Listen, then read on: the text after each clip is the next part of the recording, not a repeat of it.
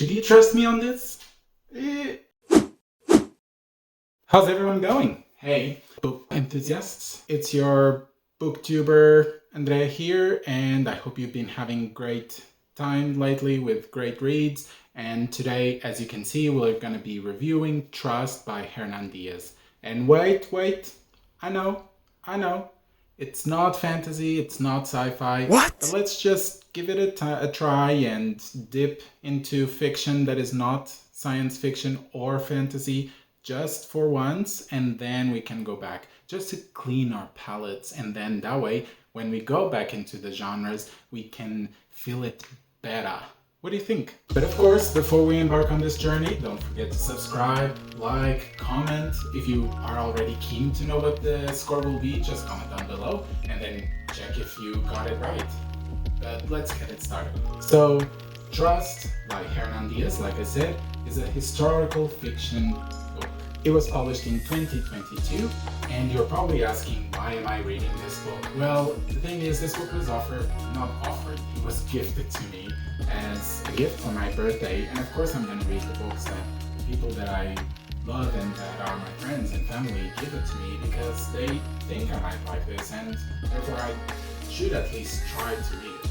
And besides, this book is quite famous. It was a Goodreads Choice Award, it was a Booker Prize nominee as well, and most important of all, it actually won the Pulitzer Prize, which is a very famous prize even for literary fiction. Now, one intriguing thing is that on Goodreads, this book only has 58,000 ratings, which I assumed it would have a lot more, being the winner for many prizes, and most importantly, this score for it's only 3.86, which is quite low for Goodreads. Usually we consider books above 4 to be good, books above 4.5 to be extremely good, so anything below, it's kind of suspicious. But still, we gotta keep it with our minds clean and no expectations before we start reading it. And of course, gonna be reading here the synopsis if you guys want to listen to it. If not, just skip to our usual time step. It'll be flying around like crazy, but you can see the numbers. Otherwise, I've given you enough time probably. Let's go. Even through the roar and effervescence of the 1920s, everyone in New York has heard of Benjamin and Helen Rask. He is a legendary Wall Street tycoon. She is the daughter of eccentric aristocrats.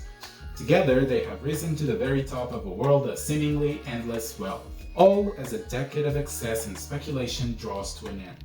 But at what cost have they acquired their immense fortune? This is the mystery at the center of Bonds, a successful 1938 novel that all of New York seems to have read.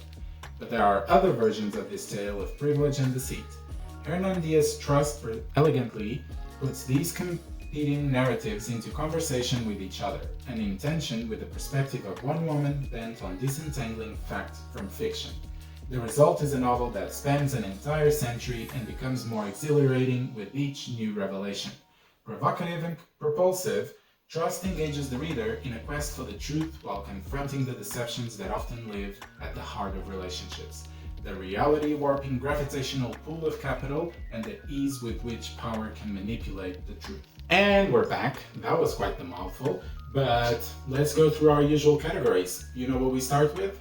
Okay, let's go. In the realm of plot, Trust holds its own. It presents a compelling narrative that unfolds against the backdrop of the America of the 20th century.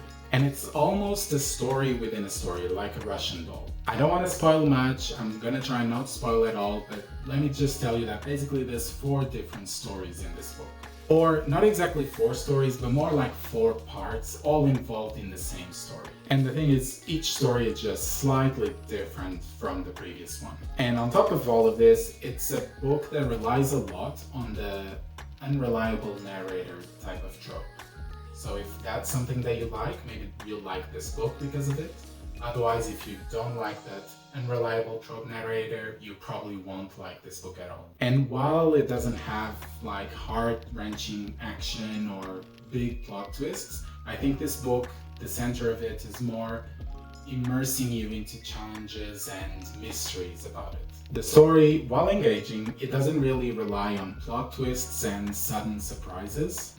It just steadily guides you through layers upon layers upon layers of mysteries unfolding. One could say that this is like a slow burn, but just a semi-rewarding one.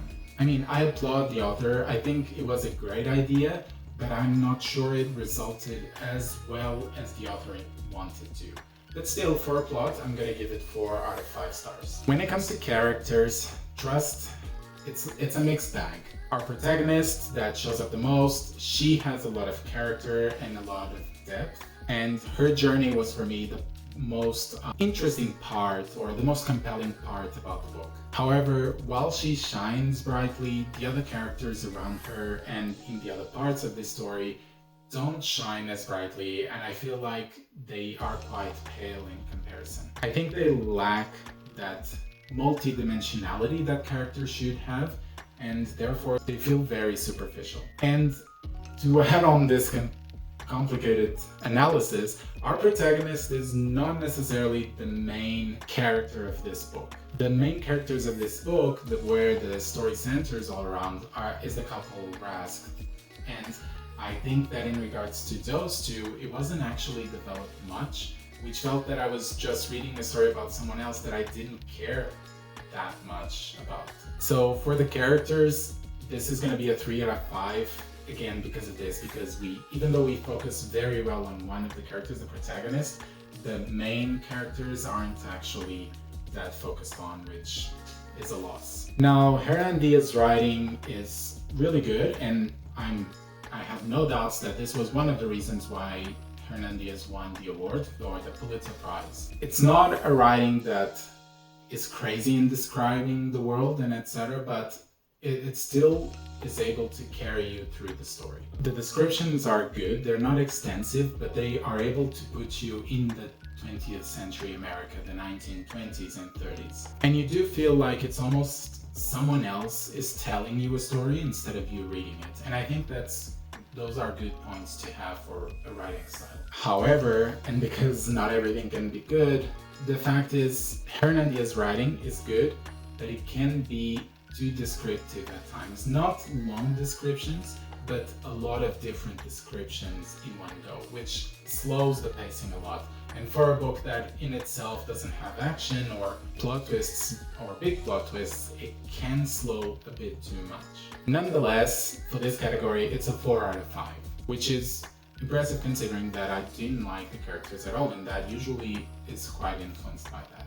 And of course, I also acknowledge the idea for the structure of the book, which is quite innovative, and I hadn't seen it before.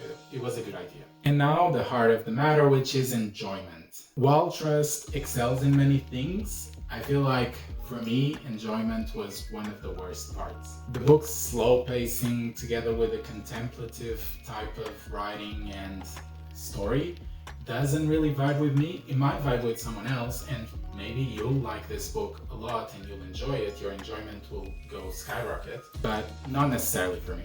I think for some it might feel like a slog, and I'm just gonna have a flashback to the Wheel of Time slog. I think this one was probably a bit worse because there isn't any action. So if you didn't like that type of slog, probably won't like this one either. And while I appreciate the literary merit of Trust, I found myself struggling quite a lot to stay engaged with this book and to continue reading it. And when I realized what all the different parts of the story were for, I was already too detached to actually care that much about that small plot twist. So for me, enjoyment is going to be a 2 out of 5. But this is my perspective. Yours is probably different, and enjoyment is the category that changes the most depending on people. Now, you may wonder why world building is not included in this review. And I felt like it was a bit unfair to judge its world building because Trust is inherently built into our world, so there isn't much to evaluate. I mean, the world is well done, and it's a mixture between, it reminds me of The Great Gatsby and The Wolf of Wall Street. But there aren't exactly fantastical realms or magic systems or fictional societies to assess. Instead, for this book, what we explore is just the world economy, the upbringing of people, and how each society looks upon each other and how they change how people view each other. So, while I'm not evaluating world building for this book, I still acknowledge that Hernan Diaz did a great job at creating the environment for this book, The American Society of the 20th Century. So when we sum up our scores, which should be on this side,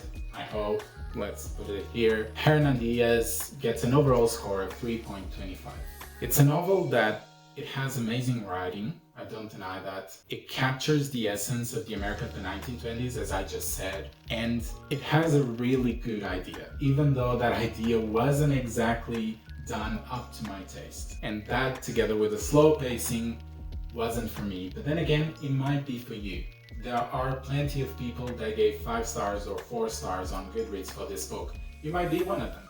It was just not really for me. But now it's your turn, book lovers. Does trust pique your interest? Did you feel like you want to read this? Give it a try. Have you read it actually and you think your opinion is different from mine?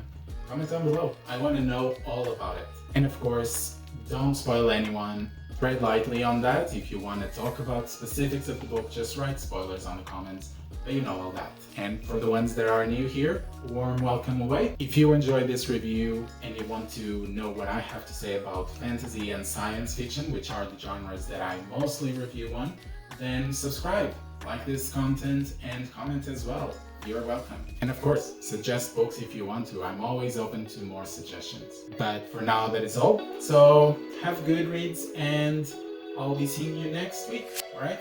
Adeus!